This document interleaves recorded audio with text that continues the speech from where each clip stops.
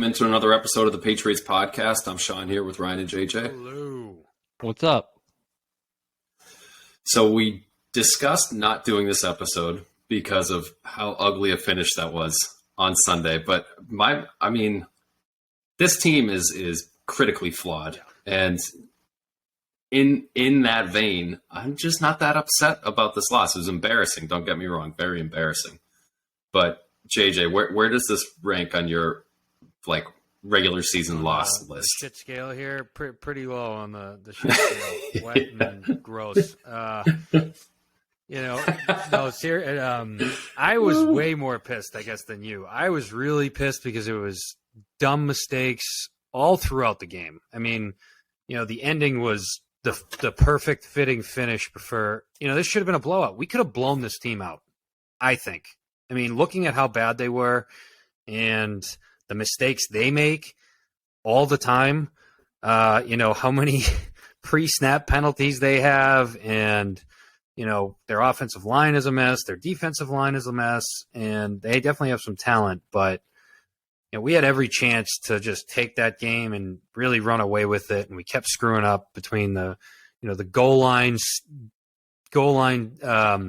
drive we had when we were at the 5, and we just completely squandered it. Didn't come away with 3. They're the worst team within the 5 in the league. They've let up double-digit amount of touchdowns in a row there. There's the punt block that was just a joke. There was, the end of the game where we go into prevent defense and just let them drive down the field. And then, of course, the last and final play, which makes not really much sense when you're tied.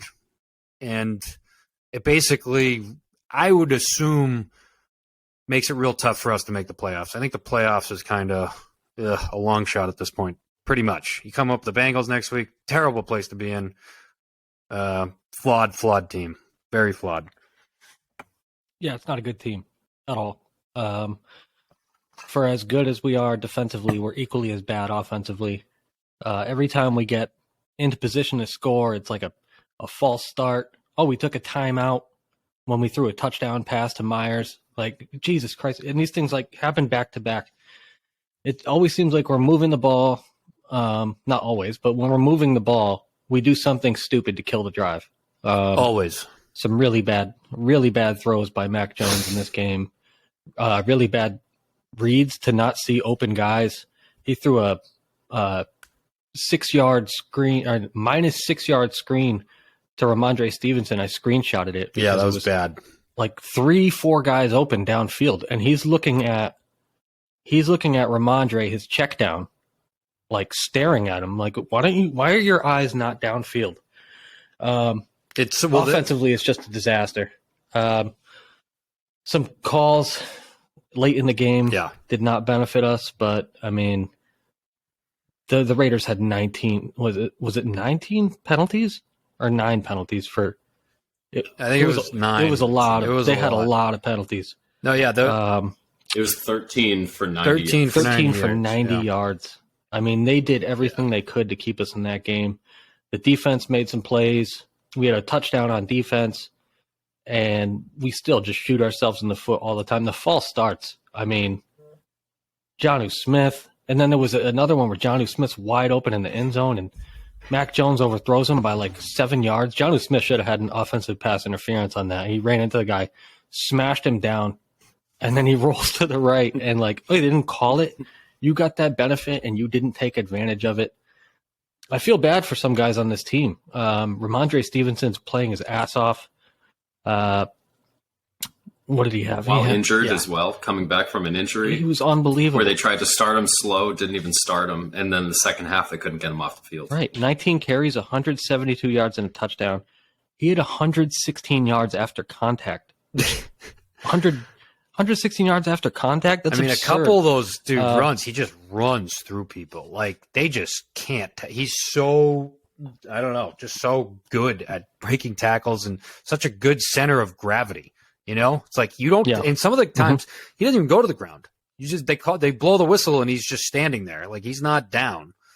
Yeah, he was awesome. And I feel bad for the offensive line because it was probably their best performance as far as clean pocket percentage since the Lions game. They had about 78.5% clean pocket percentage, and Mac just wasn't looking downfield, couldn't find anyone downfield. More than anything in this game, like Mac Jones looked lost to me. Some of the throws, especially, I mean, just to start the game, it was a severe underthrow to Myers, I believe it was. No, it was an overthrow to Thornton on 2nd and 8, a crossing route. And then they did the same thing again. Yeah, and then an underthrow on the very next play by about 5 yards on the 3rd and 8. Yeah. At the same part of the field, too. Yeah. It's like his footwork was wrong and he just didn't correct it. He looked sloppy, man. There was a double screen to Ramondre where he just like threw like a fadeaway jumper to Ramondre Stevenson. That's what it looked like. And the ball was nowhere close. He was not good. Don't watch the replay of that play. If you watch the replay, it was like a fake screen to the left and then a fake screen to Ramondre, and they tried to hit Hunter Henry in the center of the field. And then he winds up, Hunter Henry was coming on a crosser and was just kind of covered up. And so he goes back to Ramondre and throws it way behind the line of scrimmage. Mm-hmm. If you watch the replay, I don't know who the receiver was on the left side. I think it was Tyron Thornton. Wide open. Nobody within 20 yards of him at the front pylon. There were multiple plays in this game where I would look back and I'm like, this guy's open, this guy's open.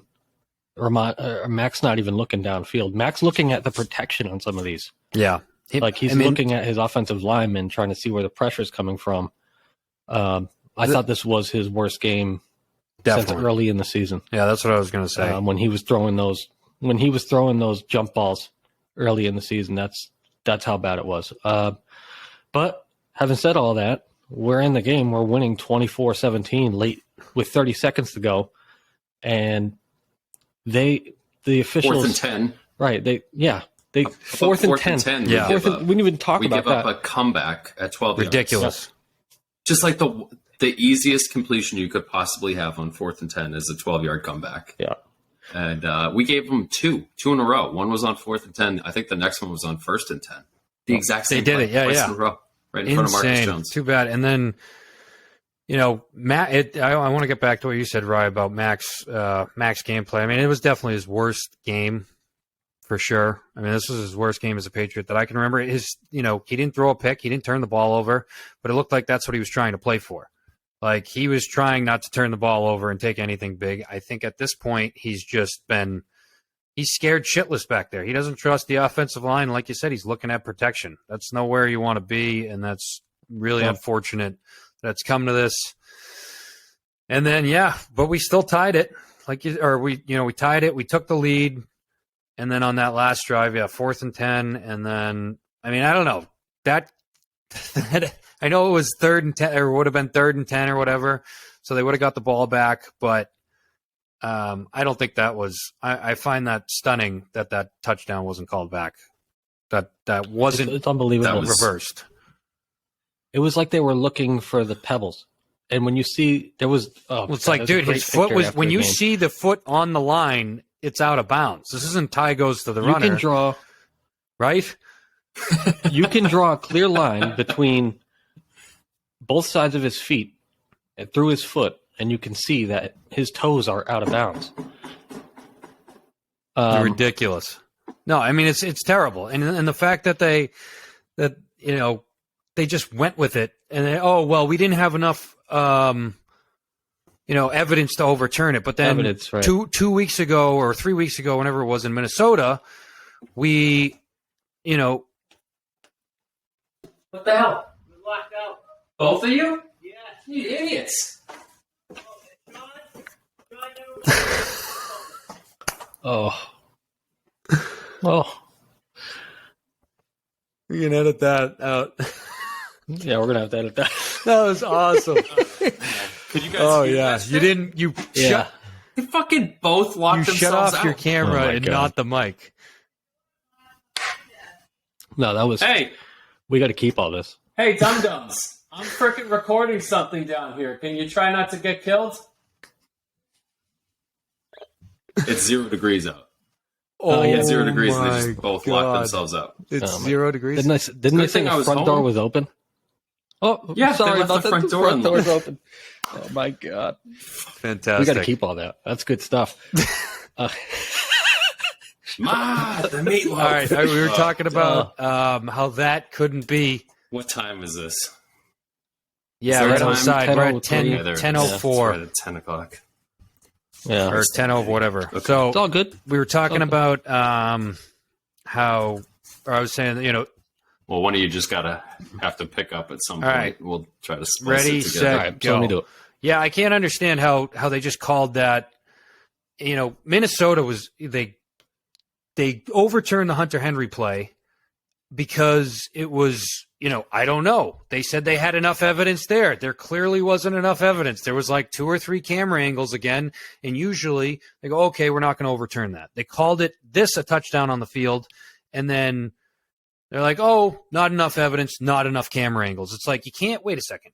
You can't say that a couple weeks ago. There's not enough camera angles. There's not enough evidence to see that he did catch it when the call on the field was it was a touchdown, and then not overturn this. So it's like some kind of continuity here would be freaking nice. That ties up the game, and then we lose it on the most unbelievable play, one of the most unbelievable plays in NFL history. It has to be up there for like biggest football volleys. Like, holy shit. Did you think you'd see that with the Bill Belichick team? I didn't think I would. Not that bad. I hate to even talk about that play. It's one of those things. It's embarrassing. Just like an all-time bonehead. It's on the blooper reel. It's going to be shown forever. Myers did not really have a good game. He was targeted 6 times. He would have had some big plays there, and he just couldn't come up with the ball multiple times. Ramondre has a great run, decides to lateral him the ball. Right thing to do there is try to head upfield. Not to throw the ball backwards 30 yards to Mac Jones of all people. Who wasn't even looking for the ball. He was, I don't think he was looking for the ball, really. He was just standing there, and then all of a sudden the ball's up in the air, and there, Chandler Jones is there with like 6 yards in front of him. Just runs him over. Some people are giving him shit about the tackle. It's like, get out of here. I don't think he had a chance ever. Chandler Jones with a running start. He's probably got 80 pounds on him. It's like one of the best athletes in the league. He's a giant. Granny, you think otherwise? You think he should have done it? Yeah. Should have tackled him? I don't think he had a chance. No, he doesn't. No, I don't think he had a chance. He's a monster. You want Mac Jones to tackle him? I'm not saying it was a great effort. He didn't expect to have to be tackling him. No, it wasn't a good effort, but I don't blame him. But another thing is just the coaching for me. The whole year, it's just been a theme of coaching, and why the coach on the last play there wasn't like, hey, just tell everybody we're not, we're doing our best. You just had a change in possession, right? You could talk on the sideline and say, hey, offense, don't fuck up the ball. We're going to try and go for this. Don't do anything crazy and be stupid with the ball. It's a tied game. We're not losing. We'd rather you go down than turn the ball over.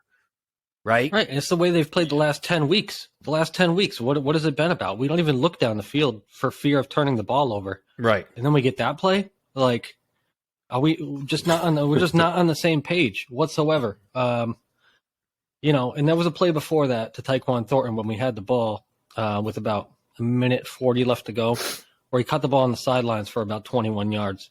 And they just said he was out of bounds, but I'm looking at it. I'm like, both his feet look into me. There was no review, no nothing about that play. We just moved on. Yeah. That's puzzling to me. You're inside. Yeah, right. And they did the short review on that, didn't they? I don't know. The short review was in the first half. In the first half, when we got called, like we had a catch downfield, and then the refs inexplicably took a long time to set the ball, and then they paused. The guy is holding the snap, and he's like, wait, we can't snap it yet. Yeah, Belichick was pissed. You set the ball down. That's when Josh challenged the play, right? Gave him extra time to challenge it. To look at it. Successful. And Belichick was off his rocker on that play. Yeah. It's not pretty. I mean, we're going to be talking about the ineptitude of some of these play calls and not having secondary plays and the delay of games. Holy shit. Yeah. We're going to be talking about this until next season, and they got to get it ironed out because maybe that means different coaches. I don't know. Even situational football too, right? I mean, you're talking about play calls. I made a note when, there's 7 minutes left, fourth quarter, I think we were up at that point, right? I think that's when we had just scored a touchdown. We're up 24-17. Yep. And we run a 4-yard play. We've been averaging, 5 yards a carry. We get a 4-yard run. Then the next play, we do a bomb down the left sidelines. The first, big play down the field that we've done. It's like we're trying to kill clock. There's 7 minutes left and you're winning. We want to kill clock and get out of here. This team always loses in the fourth quarter. They always lose in the second half. They're the worst team against, one-score games. So we throw a bomb down the field. And I think then we did another quick pass because it was 3rd and 6 now, and then that was it. And we gave the ball back in 30 seconds. It's right there. Run the football. Yeah. You give Stevenson or Strong, give Stevenson 2 carries there. Get 3rd and short or something, and then you open up the playbook. It's we throw a bomb down the field, we give them the ball right back. They didn't end up doing with it, but at the end of the game, they had enough time to go down and win it, which I don't know why we changed our defense there. I guess we were gassed. Is that what it was? I mean, we had shut them down all second half. They couldn't do anything. They couldn't get the ball out. David Carr was scared. Their receivers weren't getting open. Our secondary had done a good job, and we're like, you know what? Let's give everyone a 15-yard cushion and see what happens. And it's okay. Well, it was working for the first series. They got 3 straight incompletions. You get to a fourth and 10, then they build some momentum and they start driving up. But you should have, send a guy. Their offensive line is terrible. I couldn't stand the game plan. All the the amount of screens we keep throwing. I looked for a stat, but I couldn't find it. How many screens have we run in the last month or per game or something? I mean, I feel like it's run, screen left, throw downfield, or run, screen right, throw downfield. It's okay, or screen, then run, then maybe a throw downfield. And everything's before the sticks. They always throw things before the sticks. It's hardly ever we throw things over the sticks. 3rd down and long, we always throw 5 yards short of the sticks. It's everything's kind of falling apart. It's what we feared. I feel like we knew this. Day 1 of training camp, all the reports were coming out. After, we could even talk about Patricia and Joe Judge. They were hired. Everyone's going, what the hell are they doing? Day 1 of training camp. Doesn't look good. This doesn't look like an NFL offense. 20 days into training camp. This still doesn't look like an NFL offense. Oh, they're going to clean it up by the season. And then all season, it's just been we have talent. You can see it a little bit. Oh, nothing. Not scoring points. Screw-ups, all this stuff. Yeah. Now it's week 15, and we've blown it. Everybody on offense is probably worse except for Stevenson. Literally. Maybe not Hunter Henry. He's about the same. There's been some good plays. He's worse. I think he scored 10 touchdowns. He did, so he's down. It's been wasted. We've had some good play around both sides of the ball, and I feel like it's largely been wasted, especially on defense. You look at what Uche's doing and Judon. Duggar's making plays. Marcus Jones, I really like him. He got picked on a little bit in this game. But he had a good game overall. He had a pretty good game. He had one pass breakup that was incredible, where his speed was on full display. He was beat by Devontae Adams. This is the first drive of the game. Devontae Adams was open for a 60-yard bomb or whatever. Marcus Jones he's fast, man. He caught up to that. I thought the offensive line was much better. Again, I mentioned Mac was kept clean. He was 78.8% of the time. Still nervous though. Kept clean. Listen to this. Kept clean. Mac Jones was 11 for 25 for 90 yards. Yeah, that's insane. That's not even like Mac Jones to have that kind of number. You mentioned screens. There was 5 screens. 5, and there was but this is the thing. 17 attempts where you're either throwing behind the line of scrimmage for short, 0 to 9 yards. 17. So 17 of his 25? 17 of his 31. Okay. So it's a lot of really short passes. And look, man, I'm looking at the all 22 and guys are open. So I don't know. This game in particular, I would say that was more on Mac Jones than some of the play calling, because he just wasn't his eyes were not downfield. They weren't. No. Yeah. God, he was terrible in this game, and Ramondre was terrific. And to JJ's point earlier, It almost seemed like our best bet offensively was just to give Mondre the ball 3 times in a row every time. We're on the goal line to score. That I feel like, I don't know how many games in a row we've done it. I know we did it against the Jets the second time. We did it against Minnesota. I can't remember if we did it against the Cardinals, but where we're down in the red zone and we're so far up our own asses that we have no idea what to do. This is in the second half where we have to spend second quarter, 2 timeouts within like 5 seconds, and you get you don't get a yard. You don't get it. It's like either on a second and short or third and short, or this time you're on the 1, it's 2nd and 1. Your running back is a freaking moose. You just give him the ball, he's going to get it. Or you do the max sneak there or something. And it's like, we threw a pass. Okay, it was bad. It was a bad pass by Mac. Then we throw it again and we get a touchdown, but we called the timeout. Oh, okay. And then we fucking throw it again, or Mac just false start. And then false start. And then they go back from 4th and goal. 4th and goal from the 1 when Mac just dove over and got it. It's like so inept. And we've done that so many times in a row now. It's like that is the mark of a bad team where you're just blowing timeouts because you don't know what's going on. They've had all week to figure this out, and they can't figure out, this is what we're running. When we're in this situation, we're running this. Nothing. Yeah. That drive that went from the first quarter into about 11 minutes left in the second quarter was a really good drive. Yeah. Ramondre was killing it. Pierre Strong had some plays. Thornton had a 21-yard completion. Pierre Strong had another 14-yarder over the middle to Jonnu, 13-yarders. And then we get the ball 1st and 2 from a DPI, and you give the ball to Ramondre once, and then you end up taking 2 timeouts, taking a penalty. It's horrible. It's horrible. I would have liked to seen Ramondre get another chance there. And absolutely, dude. How many times in the past for a field goal? That was -4 points right there. How many times in the past, like a trademark of the Patriots offense for the 20 years Brady was here, was when you're 1st and 5, you usually, all of our running backs got so many touchdowns in the past. Like you think of all the guys who were nobodies and they had 10 plus touchdowns because we were in the goal line. Our offensive running scheme was sound. They could get 5 yards on 3 plays.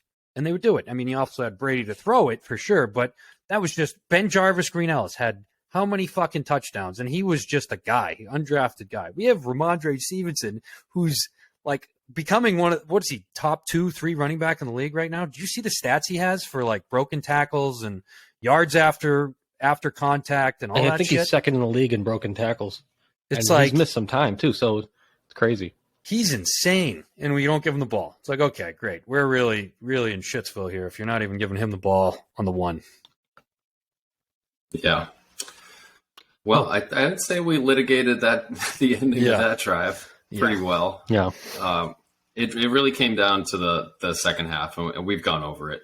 You're losing 17-3 after playing a dreadful first half, and then the defense turns it on. We gave up 2 first downs defensively until that final drive in the second half. Also scored a touchdown. Great play from Duggar. Really incredible. Duggar's play was unbelievable. I saw him jump.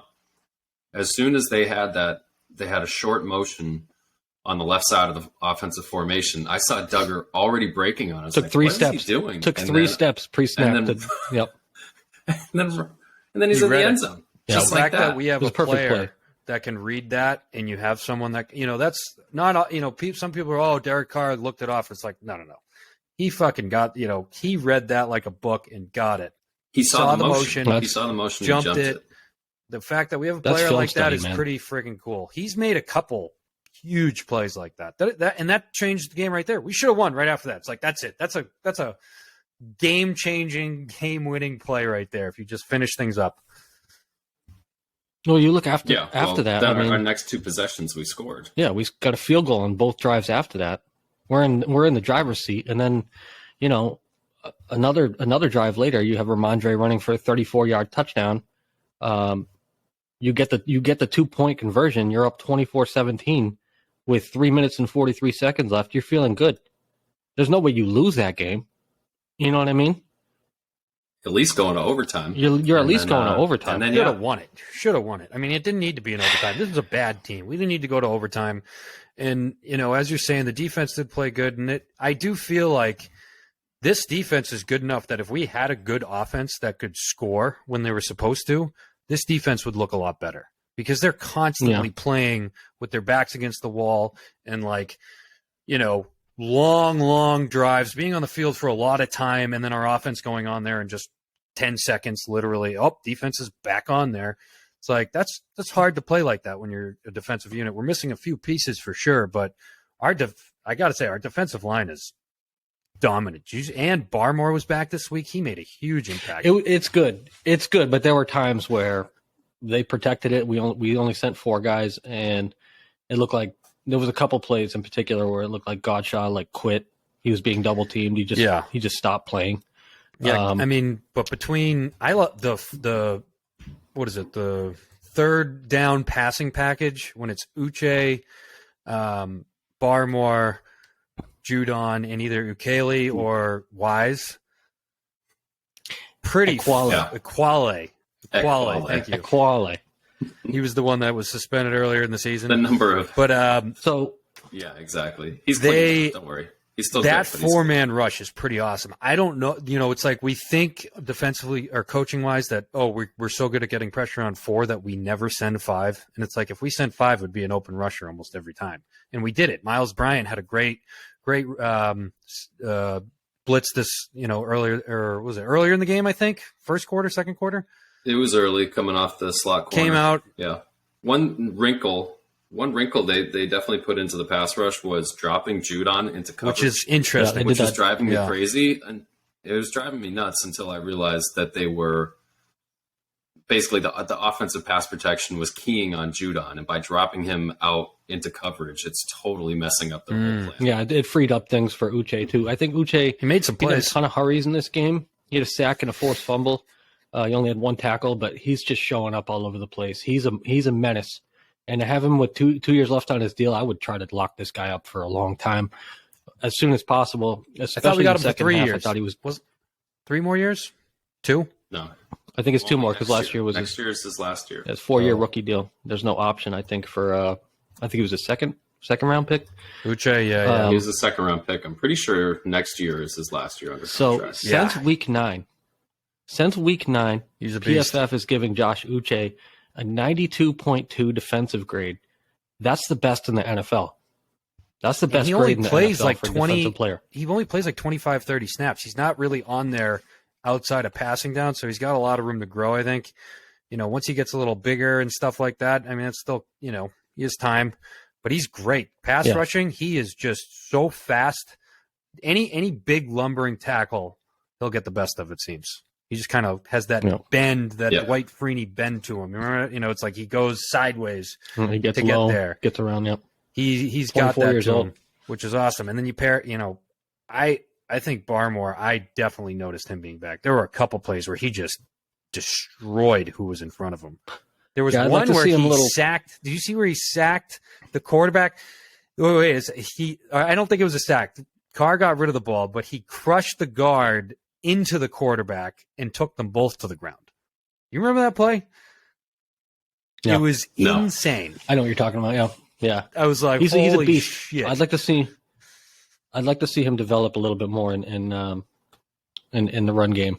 I think that's what's costing him so many snaps, because a lot of time you see Guy and Wise and Godshaw in there, and he's not on the field. It's a little frustrating. You want to see your young players, your young studs be in there a lot more than that. But Uche, man, stud. We got a handful of studs, especially on defense. Our defense is going to be pretty good. They are good. They're young. They're already good. Yeah. They're already good. The offense has pieces. It needs better coaching. Yeah. We've covered that. Don't jump in. Don't jump in, James. We know your thoughts on this. We all know I'm pissed. I know.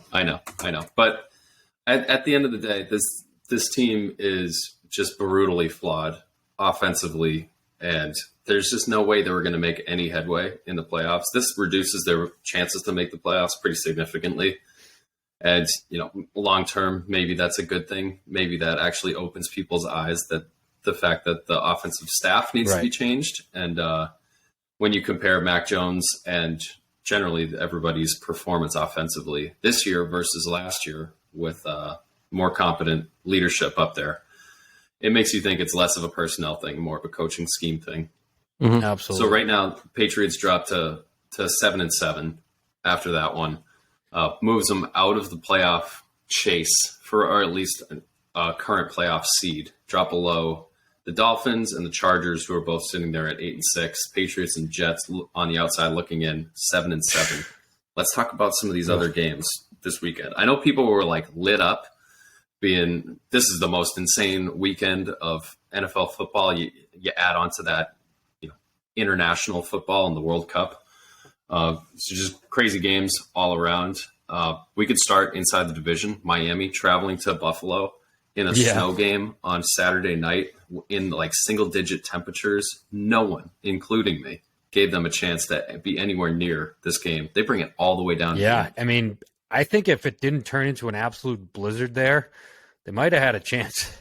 I mean, I didn't see a lot of the first half, but when I tuned in, it was basically Miami. Miami and Tua are a perfect example of the system around you. I mean, they got a great offensive coordinator. We gave him no chance at the beginning of the year. I'm sure we've said that a few times on the show. And he completes passes. He's comfortable. He doesn't always have the best games, but he's comfortable in what he's doing, and he trusts what's happening in front of him. And like even to come back, score that last touchdown. It starts snowing. It's freezing. I think they scored to get to 29. They just couldn't catch Buffalo and Josh Allen, but it was a complete blizzard by the end. So I was like, they don't have it. If they win this, that's incredible, because there's no way they have a chance. Yeah, Josh Allen ended up having a really good game. 4 touchdowns, 300 yards, ran the ball 10 times for 77 yards. He runs the ball so much. Next best guy in their team had 13 for 42. I was impressed with the Dolphins run game, actually. Mostert had a huge I think it was a 67-yard play, 65, something like that. Yeah. He ended up with 136 yards on the day, which is kind of unusual for Miami to have a running back do something like that. Ended up being a 3-score game or a 3-point game to finish the game. And Buffalo doesn't look quite as dominant lately, the last 5-6 weeks, ever Besides since Josh the Allen had Patriots that, game. that elbow thing. But, besides that, yeah. Well, it's not saying much. Yeah, right. Yeah, the Bills are still first place in the AFC. They have the same record as the Chiefs, but own the tiebreaker. But as you're looking at it, the Dolphins are currently the 7th seed. I mean, if the Bills dropped back to be the 2 seed, these two teams would match up in the first round of the playoffs. They've played 2 classic games already this year. 2 really, really tight games, one going either way. I would be very worried about that if I was a Bills fan, because it doesn't seem like they match up very nicely. Absolutely. One of the other games in the AFC, I guess the only other one, the Jets were hosting the Lions in a game that we really didn't have consensus on how we felt about it. We know Jared Goff and a dome team playing outdoors, but Zach Wilson was coming back for the Jets in a game where Zach Wilson actually looked pretty good. Pretty good. He was all right. He did. He did. He was fine. He didn't cost them any severely. He did have 1 pick in this game. They were kind of going back and forth in that fourth quarter. The Jets totally lost their mind. They left this tight end. I don't even know that what was his name? Brock White. They left him wide open. Yeah. He ends up running the ball. Never heard his name before, yeah. Yeah, he ends up running the ball 51 yards or something like that for a touchdown. I think it was a 4th and 1 or 4th and 2. It was crazy. Yeah, they scored from midfield on a flat play to a tight end. And then Saleh admitted afterwards that he totally mismanaged the timeout situation at the end of the game and really cost them a number of plays, number of extra shots at it to close it out. And fortunately for us, the Jets lost that game, and something really needed to happen for the Patriots. Absolutely. To have any chance. There's a lot of 6 and 8 Saturday. teams. There's a lot of 6 and 8 teams that could easily catch up to the Patriots. Definitely. There's like 4 or 5. Oh yeah, I mean, The Raiders now have the tiebreaker. The Jaguars are coming on, play the classic game themselves. Jesus Christ, when you put it like that. They do. No, I know they do. It's amazing. They do. Yeah, the Jaguars. Steelers, Browns. I mean, the Raiders could catch us easily. Now they have a tiebreaker, and the Jets, we have a tiebreaker on them. But the Jaguars, the Browns, the Steelers are all sitting there 6-8. And Well, what do you mean? our schedule is brutal. Our schedule is brutal, man. We got Cincinnati next week. Cincinnati, Miami, we'll talk about and that, but Buffalo. So basically, we got to win 2 or 3. You got to get to 9. It seems like no matter what, because Miami might fall out because they also have a pretty hard schedule coming up. So if they got to take 2 losses and you got to beat them, is basically how you get in.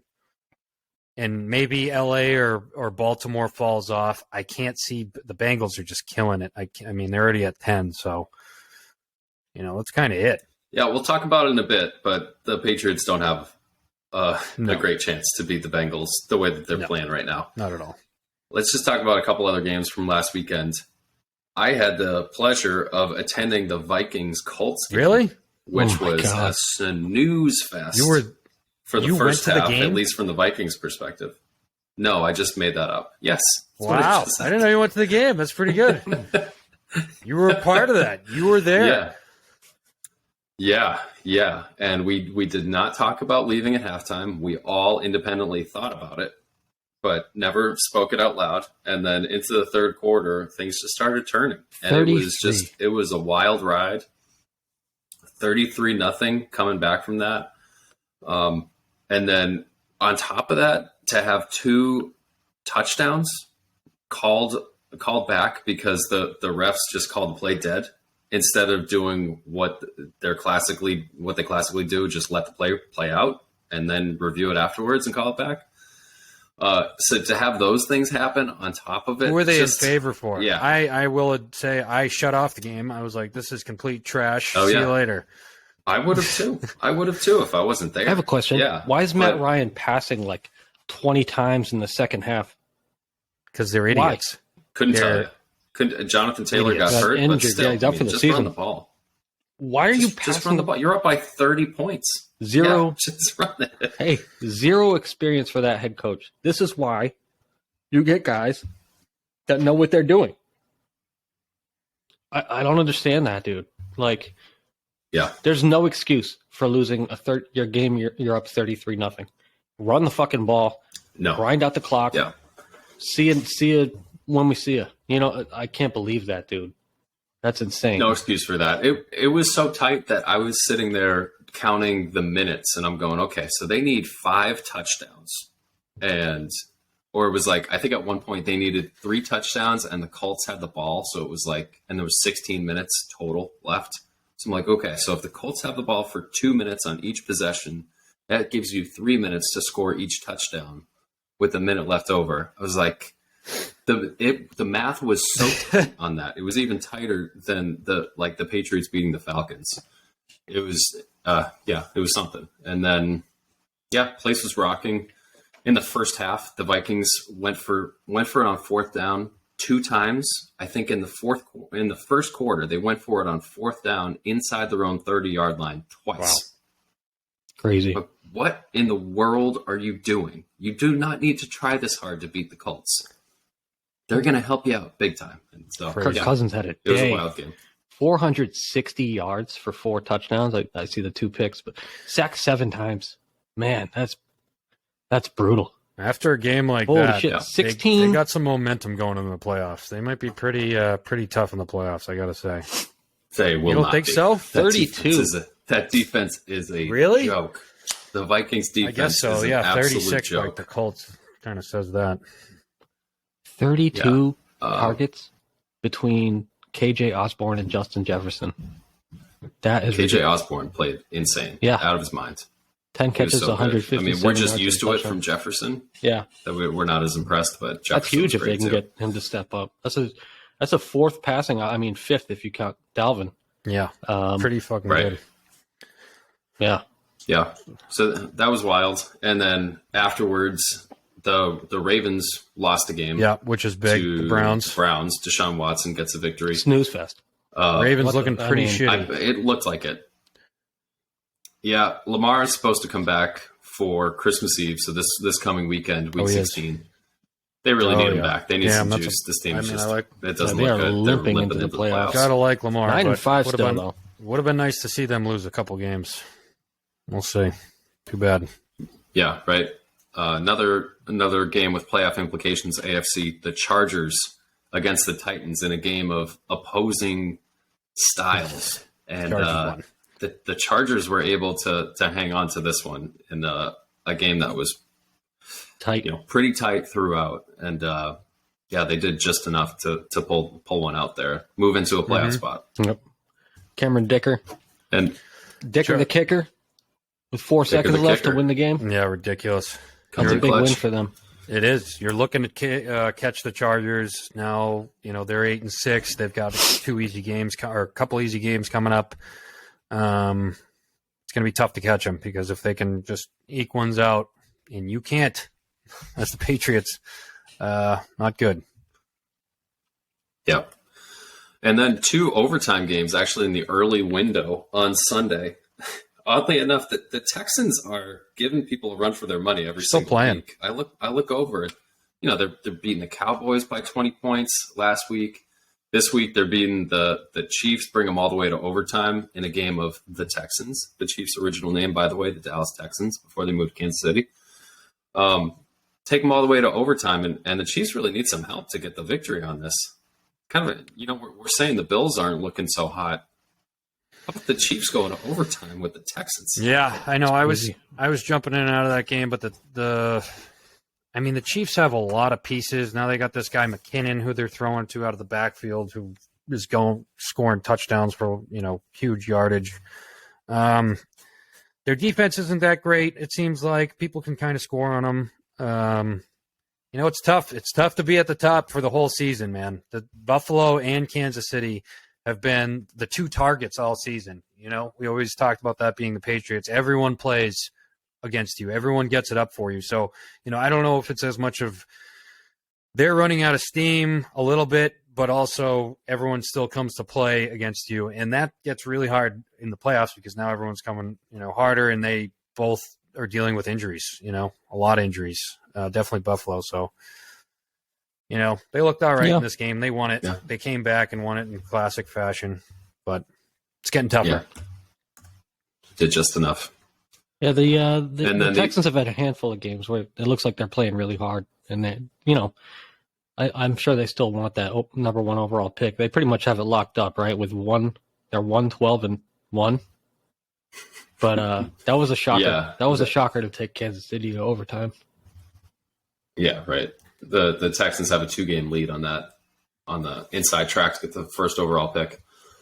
And then the other overtime game that I mentioned was the Jaguars beat the Cowboys. Comeback fashion. Pick 6. Push it to overtime. Yeah, pick 6 in overtime. Really amazing interception on that deflection to take it back. Trevor Lawrence did just enough. I think they might have even had a touchdown and a 2-point conversion in the last minute of regulation to get it into overtime. Jaguars 1 game back of the Titans for the AFC South. And then crazy. The Cowboys losing that one in the NFC East. There was another matchup Sunday night. Commanders and Giants replaying they had a good one a couple weeks ago that went to overtime, went all the way to a tie. This one, the G-Men able to pull it out in a game that was basically a tale of Saquon Barkley is better than everybody else you could put on the field. That's really? What I saw. Saquon he looks like a different animal. I watched a little bit, but not much. He's actually struggled the last few weeks. I think he needed a kind of a breakout game. Yeah. He did a good job. Got so much juice in his legs. I know. Much bounce. Can you imagine how good they'd be if they had some kind of passing attack to complement him? Yeah. I think this is Daniel Jones runs the ball well. He does, but that's all he does. Really? That's it. We got Richie James. Does, yeah. Richie James, Darius Slayton. It's like Scrub City out there for them. Richie James, they use him. He's a punt returner. They use him the exact same way that the Patriots use Marcus Jones on offense. Whenever Marcus Jones makes a play on offense, you're not like, "Ooh, Mac Jones, nice throw." You're like, "Oh yeah, that was just a screen pass." That's what Richie James does for them. They need someone else there on the outside. It is a travesty. You know? Somebody like Kenny Golladay. Yeah, right? How much money did they pay that guy? A What a shitload. fucking bust he is. I don't know. All went right down the tubes. Yeah, that's pretty bad. Last game of the weekend to go over. Cincinnati going into Tampa Bay in a matchup everyone was looking at like, okay, since he's won like 5 in a row and Tampa's looked terrible for 2 months in a row, how's this going to play out? And then Tampa goes up like 17-0 and then gives it right on back. And I think Cincinnati scored 34 points to 3 over the final 35 minutes of the Second game. half 6 in the second half. Yeah, Okay. 31-6 in the second half. But yeah, Bengals. ridiculous. Yeah, the Bengals took over. Smoking Chase, Joe, Dillard, dude. T. Higgins. Smoking All Joe. 3 of their receivers. 4 receivers, actually. Mitchell Wilcox. 4 different guys caught touchdown passes for the Bengals in the second half. But this is the worst record Brady's ever had. And he's still getting to the playoffs. Yeah. They still have like the number 4 seed in that pathetic division. Where are the Saints? What are the Saints? Are they that bad? Yeah, they're 5-9, so they're a game behind. So but I mean, still, Bucks are a game up. I could see Brady winning 2 of the last 3, getting to the playoffs, and fucking taking a team or 2 with them. Definitely, dude. They're all 5-9. The Panthers, the Saints, and the Falcons are 5-9. Oh my God, Brady, of course, and the has a Bucks game lead up. that division at 6-8. Incredible, incredible. That's wow, Right. wow. But the story of this Bengals. game is the Bengals. The Bengals have won 6 in a row. They started the season 0-2, and since then have gone 8-2, including 6 in a row. Most recently, those victories are coming against the Steelers, at the Titans, against the Chiefs, against the Browns, at the Buccaneers.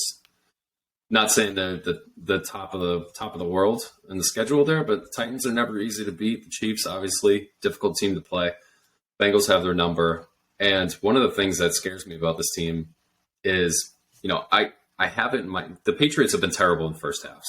We played better in second halves. Third but I quarter have it in my head, specifically. like, if we could play a good first half and get a lead on somebody, Pretty good. and then continue to have that good third quarter, we'd be in okay shape. The problem is the Bengals aren't a very good first half team either, but Joe Burrow is as good as anybody in the NFL in the fourth quarter. Yeah, he is. Yeah. I just have no faith that even if we had a 10-point lead in the fourth quarter, I'm like, I got no faith we're going to be able to close this thing out against Joe Burrow and these receivers. Neither do I. I mean, they're games in New England. Our pass rush is pretty good. Joe Burrow does take some sacks, more so in he hurt previous his seasons finger than too this a year. little bit last game, so that's a little thing. Yeah, that's a little thing. I think the only way the Patriots win this game is if we get consistent pressure on Burrow, and that winds up with at least 2 interceptions. At least one of them goes back for a touchdown. And then also we have a dominant special teams performance. I'm serious. I think this is the only way we're going to win. It's, I mean, there's not much we can go off here. I mean, we just had a terrible, embarrassing loss. How are we going to return from that is a whole story in itself. The fact that it's got to be against the hottest team in the NFL right now. And like you said, arguably the best fourth quarter quarterback, game driving quarterback in the league right now. Smoking Joe's killing it. He has really, brought that team along. They got a lot of offensive talent. I don't know much about their defense. They're pretty solid. They're solid on defense. They're solid, right? Yeah. They have a really good defensive coordinator. And then they got a couple pass rushers up front, but nobody really dominant. Trey Hendrickson was a lot better last year than he's been so far and this year. I think you're right. You got to really come out with a really defensive, huge, awesome game plan and kick some ass. And you got to run the ball. They don't really have a good run defense from what I can see. A couple of their losses are against good running teams. Even those were early. The last loss was the Browns, and the Browns ran for over like 150 yards. So I feel like that's some kind of formula there. I'm seeing they're eighth in the NFL. They're the 8th best rush defense. Great, they're pretty so good. In rush defense. There you go. That game must have been a fluke. But I don't really think there's really. Yeah, I mean, I don't think they're going to win. I don't know how they can win. I feel like the only scenario going forward is we get our asses kicked by them, or maybe it's a game, maybe it's competitive, but we lose, and then we beat Miami and Buffalo rests everyone and we beat them. That is like the only path I can see to the playoffs, plus other teams losing and all that shit. I just can't. I mean, this is like arguably the best team in the league right now, the hottest team in the league right now we're going against. Yeah. It's like, they're one of the 4 best teams. For me, one of the I 4 think they're best in the top teams. 4. Definitely. Yeah. And they're the hottest. I'd say playing their best football like the last so many weeks. Definitely. Right? When you look at the Eagles have been, kind of not the same the last few weeks. The Chiefs letting Texans take them to overtime. The Bills have been struggling, Yep. in context, they've been struggling for what they normally are. Miami's kind of been struggling. Yeah, when you look at Cincinnati, they're hot right now. Hot. They got all their receivers playing well.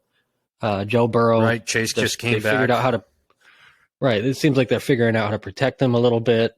So, I mean, I just don't see how we can beat this team right now. With what I've seen on offense, we don't score enough points to be able to keep up with this team.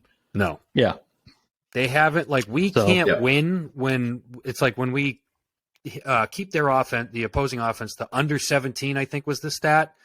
We have a pretty good chance to win the game. Like that's when we're undefeated. Is that what it is? Undefeated when we hold them. I think it might be less than 20 points. Less than 20. And then if we give up more than 20, then we've lost. In the last, it's like the perfect. I don't think the last game they scored less than 20 was all the way back at their last win in Cleveland. So that we gave up. That the Bengals scored. Oh, Cincinnati scored less than 20. So in the past so many weeks, it's been 42, 37, 20, 27, 23, and 34 last week.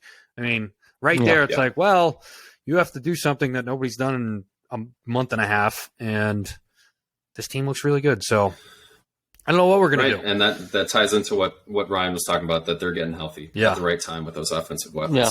We kind of wrote them off early in the season, too, I think, because they lost to the Steelers and the Cowboys to start the season. Since then. And then the Ravens a few weeks later, too. Yeah. Since then, they're 11-2 or something like that. So, or 10-2. Yeah, 10-2. 10-2, yeah. 10-2 since those two games. Yeah, you're right. So, I know the extended preseason, since then, they've been killing it. So. Yeah, good way to view it. Yeah. So, in this game, none of us are very confident. I got the Bengals 24-13. I know this game is in New England, but I just laid out the only path that I see for victory, and it's pretty far-fetched. Yeah. So 24-13, and probably that Patriots touchdown is in garbage time. Or defensive. I bet it'll be a slow starter. Or like a punt return or something slow like starter. That. Okay, yeah. Slow starter. I bet it's going to be a slow start. I bet it's going to be with 5 minutes to go in the second quarter. It's going to be 3-3. How about this slate of receivers we've been facing lately? Oh, yeah. Between DeAndre Hopkins and Justin Jefferson and Jamar Chase. Stephon Diggs. And Tyreek Hill and Stephon Diggs. Devontae Adams. Adams. I mean, we faced Adams. Your top 7 list. We've seen them in the last we did talk about that in the last couple months. The offseason earlier this year. Look at the Patriots schedule and look at all the receivers that are now in the AFC. It's like a lot of the best ones are here. So, we're getting I have crushed to say, there. too, the most brutal thing about Cincinnati is you can cover Jamar Chase. You can double Jamar Chase. You still got Tyler Boyd and T. Higgins to think about. Yeah. And really Joe Mixon out of the backfield. Yeah. Well, I will say that about the Oakland game. Like, the Oakland game, we did do a good job on Devontae Adams. We basically outright doubled him, it seemed like, right? Yeah, but even then, we got lucky with a couple. I mean, he could have had that 60-yard bomb earlier in the game. True. He was wide open. It's tough. I think Marcus Jones is kind of being thrown to the wolves here. Jalen Mills needs to get back. Jack Jones, too. I mean, you're throwing Marcus Jones out there, and you're trying to use him on offense, on special teams. It's a lot. The guy's got to be exhausted. I know. It's brutal, but I mean, Cincinnati's really good, man. I'm going to go 28-10 Cincinnati beatdown. I don't want to do that, but true. I mean, that's kind of where we're at, isn't it? Did I say what I'm going to do yet? Or no? You fucking. I can't remember if I said it. Why did I you was say it again? thinking about it, and I don't know if I said it. I think we're going to lose first time loss. I don't think I've ever picked on this show. First time you're all right. Granny, how long have we been doing this? And I don't think I've ever picked a loss. We've been doing this since 2014. 2014, so 8 years. I've never picked the Patriots loss. I think this is it. I think I'm going to pick them to lose. They're going to lose 30-24. They're going to keep it kind of close, but they're going to lose. Wow. And it's So you think they'll break their streak where they score over 20 points and Yep. lose? Yep, that would be fitting for this season, just to show, you can still score 24, and it's not good enough. You need to score more. Yeah. That'll be something. So that game occurs on Saturday, which is Christmas Eve. Kind of a very weird schedule this week. We got Thursday, we got games all day and night on Saturday, Christmas Eve. Then there's games all day and night Sunday on Christmas Day, and then a Monday night game after that. So this is basically our families are going to hate us. Oh my God! Based on what we want to do during this. They should just put it on one Patriots day. are playing.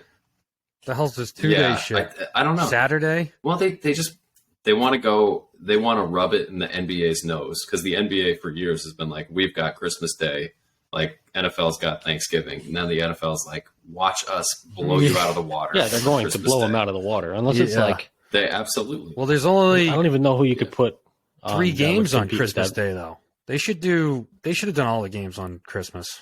Screw Saturday. I don't know. I hate it messes up my schedule, man. I hate Thursday games. I hate Monday games. I don't even like Sunday night games. I mean, I like going to them. I do like Sunday night, but I don't like. Why not do like the 3 or 4 games on Saturday again, and then the rest of the games on Sunday? I guess for the players, probably are pissed, but what do they care? I mean, they're fucking making. Well, it's also the fans. I bet fans would rather go Christmas Eve. Really? Christmas Day. But yeah, probably. People got stuff to do on Christmas Day. Okay, so Thursday we start off Jacksonville. Jacksonville's been a real up and down team, but they're going into New York to face the Zach Wilson-led New York Jets. Mike White already been ruled out again. Wow. Big game for playoff implications. Big game. Big game. I mentioned before Jacksonville's 1 game out from the Titans. They're 1 game. The Jets are 1 game out for the wild card. Yeah. I just don't know which Jacksonville team is going to show up week to week. They've been playing pretty hot, man. I gotta say, it seems like there's a belief. But then I mean, they went to Detroit and laid an absolute egg, but Detroit's been pretty good. But then Detroit played really tight with the Jets. Close one. I got more faith in the consistency of the Jets. Well, it's Thursday night. That's not Let me ask you: do you want the Patriots to make the playoffs right now? Playing like I always want to make the blown playoffs. out. I just don't care what it is. Yeah, I'm with Granny there. I just want to make the playoffs. I feel like that at least shows you are at a certain level because draft picks So you get in the Cincinnati. teams. What? What if you get Cincinnati in the first round and get blown out by 30? You still happy with that? Like, I'd rather show up to the game. Yeah. I can take a playoff loss. At least you're in the playoffs. You don't make it the playoffs. It's like you are terrible. I've mentioned this playoff before. Team. You know, it's like my biggest fear is that we sneak into the playoffs and then we try to run this fucking thing back with these coaches. Like, I don't want to see that. I think it's too far gone, man. I mean, unless these next 3 games, Mac Jones looks like Tom Brady or Joe Namath or something. Not Joe Namath. I have to say Joe Namath. Joe Burrow. Thank you. If he looks that good, then maybe. But there's nothing to indicate that, and it's going to be the same thing, and then it's going to fall apart, and there's too many things they can go back to in the season, and people can go back to and say, "Hey, look how bad this was." Like the Crafts can go back and be like, "Look at Oakland, look at Minnesota, look at the Jets 2 games. Like the offense hasn't scored. Look at the Colts game. Like there are so many games they can go back to and be like, "This sucks. Come on, let's get moving here." Yeah, I know. I still want them to make playoffs if possible, but I understand that long term, it might be better not to make the playoffs. I don't know. It's a push and pull. How do you think other games this weekend? Forget it. Keep going. Keep going. Doesn't matter. It doesn't matter. Yeah. Other games this weekend in the AFC. Baltimore is hosting the Falcons. Falcons looked atrocious in Desmond Ritter's first start last week, but Baltimore's been reeling again. He sucks. Is Lamar back for this game? The Ravens need it. Falcons are one game out of the division lead down there, so they could use Desmond it. Ritter. Probably a lot of running Everybody's on quarterbacks both directions. Yeah. Anybody could make the playoffs in that division. I think in the league, it seems like most teams can make the playoff. Like so many teams have a chance. It's only like 5 or 6 teams I feel like that have no chance, and that's it because of the way the I don't know divisions why are set Desmond up. Ritter's playing. Why is Desmond Ritter playing? Why not? Mariota had an 88.2 Give him a rating. chance. He was fine. I mean, he's not great, but you could do worse. Yeah, I think Mariota's fine. You know, he's not Maybe the they're worst. trying to miss the playoffs. yeah, that's true. I mean, I don't know why you would, but unless you want draft position, who gives a shit? Kyle Pitts is out for the season. Maybe they are playing for, maybe Draft they do picks. want that. I don't know. Yeah. Only 2 games with matchups of playoff. 2 teams that are currently slated to be in the playoffs. The Giants going to Minnesota, and then Philly going to Dallas. Both games happening on Saturday. Philly looks like they're not going to have Jalen Hurts for this game. What happened to Which him? will be interesting to see. What's the injury? Shoulder? This is a shoulder. Shoulder, I think. Yeah. Shoulder injury. The throwing shoulder? Yeah. I don't I know. would imagine. Wow. I don't know that, That's though. big, I don't know. dude. I'm just spitballing. Yeah, I mean they've got things locked up, so they can stand to lose this game. It's really not that big a deal for the Eagles. Packers at Dolphins? The Packers Dolphins is on Christmas Day. Yeah, That's not a bad Packers game. got a win last week. It's really the only good game because the other games on Christmas Day: Denver at the Rams, Tampa at Arizona. I'd probably watch a Tampa at Arizona. Stinkers, I'll of course. Giants at Vikings kind of interesting, too, though. Yeah, Vikings do tend to play much better at home. That Dallas game notwithstanding. Yeah, But in the second half. The Giants team is just, that Giants team is fundamentally sound. Yeah. It's They just just are. like, you know how they're going to try to beat you. Well coached team. That's what happens. You're 8-5. You're well coached. Are they 8-5? I thought they were 8-6. 8-5-1 to be exact. Oh, yep. That's right. you. The tie. The Commanders game. That's The right. Commanders game. Yep. Commanders at 49ers. No. That's not a bad game. No, that's a bad game. Yeah, I don't really give a shit. I mean, This Niners team is a steamroller Yeah, they're right just now. They're just going to run them kicking I around. know they teeth lost in. See you later. Debo for a Just gonna while, too, flatten huh? them. oh, did they? Yeah, with that ankle. Oh, Still 10-4. If you could give any team a quarterback, it would be the Niners, boy. and they would be unbelievable. They'd be unstoppable. Yeah. yeah, they would be. Yeah. So I think the NFL thought they were going to have great games, but the way the Packers have been this year, the way the Broncos and the Rams have been this year, the way Arizona Yeah, Broncos and Rams was has supposed to played be a this season. great game week 1. Right? And What a is all scheduling fuck up. Oh, It's we're gonna like do the worst. we're gonna They do should've Broncos flexed and that Rams. out. It's gonna be great. Yeah, right. Flex that out for the Fucking Niners, horrible. Commanders, or the Eagles, Cowboys, or something. You know, it's like get that out. All-time disappointment. All-time disappointment bowl. Yeah. That's what that is. That is. Okay. Well, we'll look forward to watching the all-time disappointment bowl here on Sunday, Christmas Day. I think that this week was the death knell for the Patriots season. Yep. It finally opened all our eyes, including our very own James J. who finally picks against the Patriots after First being time. enlightened as to how horrific our offense is. Yeah. First time in podcast history. I mean, I He's guess picked I against can't say that. podcast It's not like I history. have them all like checked off, so I can't say that's an absolute certainty. But I believe so, Sean. Right? I don't know if I ever have. The fans love it. The fans love I'm it. sure they do.